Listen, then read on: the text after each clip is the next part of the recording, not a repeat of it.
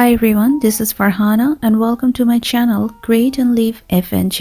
আজকের রেসিপি ভিন্ডি আলু মাসালা অথবা ঢেঁড়স আলু মাসালা অথবা ঢেঁড়স মাসালা।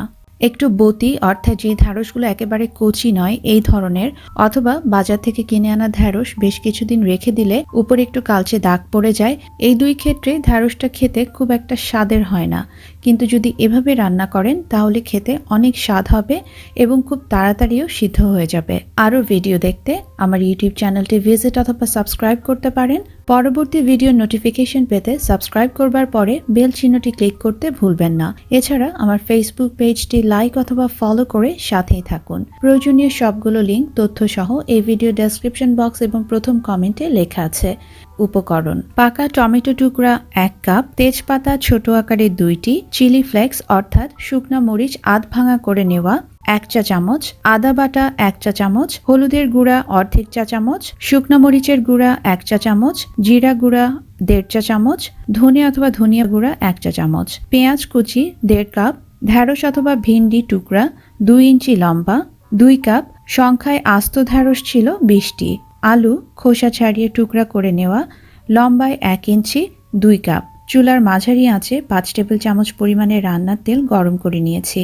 দিয়ে দিচ্ছি 1.5 কাপ পরিমাণের পেঁয়াজ কুচি, ছিটিয়ে দিচ্ছি লবণ 2 চা চামচ অথবা স্বাদ মতো।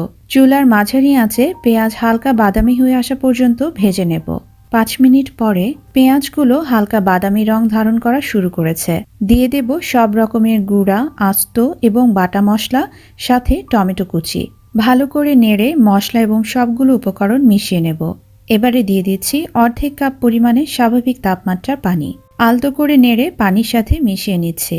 ঢাকনা দিয়ে ঢেকে চুলার আঁচ মাঝারি করে রান্না করব 5 মিনিটের জন্য। 5 মিনিট পরে টমেটো একেবারে গলে নরম হয়ে গেছে। দিয়ে দিচ্ছি ঢেঁড়স ও আলু। সবজিগুলোর সাথে মশলা, তেল খুব ভালো করে নেড়ে মিশিয়ে নেব। দর্শক, এই পর্যায়ে যদি আমি পানি যোগ করি তাহলে রান্নার পরে ঢেঁড়সগুলো অনেক পিচ্ছিল হয়ে যাবে। তাই এই পর্যায়ে ঢাকনা দিয়ে ঢেকে চুলার আঁচ মাঝারি করে 3 মিনিট রান্না করব। 3 মিনিট পরে নেড়ে মিশিয়ে নেব। দিয়ে দিচ্ছি 1 কাপ পরিমাণে স্বাভাবিক তাপমাত্রার পানি। নেড়ে মিশিয়ে নেব।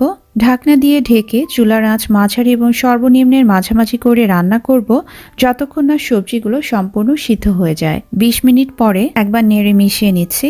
আলু সুসিদ্ধ হয়েছে, ঢেঁড়সও সিদ্ধ হয়েছে কিন্তু গলে যায়নি।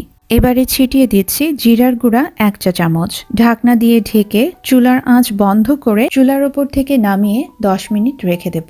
10 মিনিট পরে এই ভিন্ডি মশলা আপনারা সাদা ভাত অথবা পরোটা অথবা রুটি অথবা নান দিয়েও খেতে পারেন। যদি রেসিপিটা ভালো লেগে থাকে তাহলে অবশ্যই তৈরি করবেন। সবাইকে নিয়ে একসাথে উপভোগ করবেন। সবাই ভালো থাকবেন, সুস্থ থাকবেন। আল্লাহ হাফেজ।